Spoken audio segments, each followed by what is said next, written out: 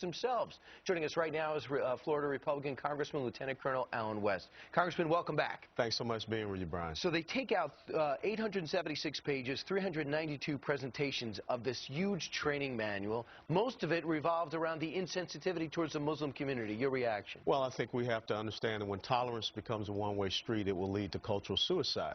And we should not allow the Muslim Brotherhood associated groups to be influencing our national security strategy. You believe they are? Oh, absolutely. When you go and look at the Fort Hood report of Major Malik Nidal Hasan, you will find that it makes no reference to Islamic jihadism, Muslim extremism. It doesn't talk about his association with al-Awlaki, and it is classified as workplace violence. So we are starting to make more of these reports. He screamed Allah Akbar before executing those soldiers. Absolutely. Shot 43, killed 13. But we're making our security situation so vanilla. If we are not, if we continue to be recalcitrant and identify who the enemy is to be less offensive to them, then we're going to put ourselves in a bad situation. And you're a guy that's been trained to follow the law and follow those manuals. If you're an FBI agent and you know the right thing to do, but your manual now minus all these other pages, are you worried about your own career or doing the right thing? Well, you have to, because now you have an environment of political correctness which precludes these agents from doing their proper job and due diligence to go after the perceived threat. Yeah, meanwhile, it's the same thing. It's almost the same controversy as the captured Islamic extremists. What do we do with them? Now we put them on the playground and build them a soccer field.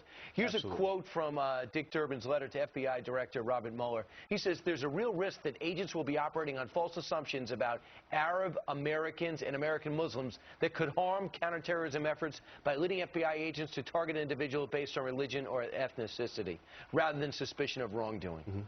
What does that sound like to you? Well, that sounds like a lot of political double speak, and that sounds like him trying to appease a certain segment. Look, it's about trend analysis. It's not about profiling. It's about looking at pieces of information and pulling it together, and I think that's the most important thing. We can't continue to tie the hands of our men and women in combat and also now the FBI. You know, I'm talking to a guy who's not only a congressman from Florida, I'm also talking to somebody who served in Iraq and worked in Afghanistan. Yes. So you understand the real threat.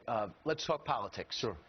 Florida. Right now, according to some polls, a recent poll, NBC, Wall Street Journal, Mitt Romney trails Barack Obama, the President of the United States, by 5 points. What does he have to do to make a difference? Well, you know, one of the things I carry around, Brian, I'll share it with you, is top 10 indicators card. And what Governor Romney has to do is take those top 10 indicators and you evaluate it from inauguration day to where we are today. I update it every month. You got to make the contrast. You got to go on offense. And you have to say this is where the president specifically is failing.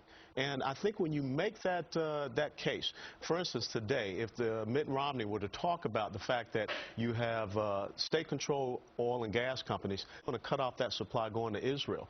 Well, a year ago, you know, the president got involved and said Hosni Mubarak had to step down. We were talking about the threat of the Muslim Brotherhood taking over there and some of the ramifications, and you're starting to see that. They're running someone for president. They're cutting off relations with Israel in many different ways. They threatened the United States of America if we didn't provide that $1.5 billion in aid. So along the lines of economic security, national security, and energy security, Governor Romney has to make that contrast. Do you think people in Florida care about that much about what's happening in Israel? Yes, they do. Absolutely. You have a large Jewish community in South Florida that is very concerned about it as well. When you start to talk about the gas prices and the fact that it was $1.84 on Inauguration Day, and today that average is $3.86, almost $3.90. What about the Hispanic community that located in Miami? Does the Republican Party and does Governor Romney have to embrace a form of the DREAM Act that Senator Rubio's been kicking around? Well, I think you have to be very careful for being seen as maybe pandering to a certain electorate or sub-electorate. That's a real danger? That is a real danger, because you don't want to see it that you're going out and being a politician. I think you have to talk to the American people about issues. You have to talk to the American people about the economic situation, how they want to raise taxes, but it's going to be just wasteful. The gas prices, people losing their jobs, home ownership. Now, those are the things you need to talk about. Would you be surprised if you were contacted by the Romney campaign about interviewing to be the vice president? I would be very surprised. I don't know if that's going to happen.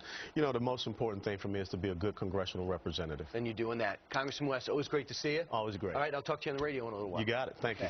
Coming up now.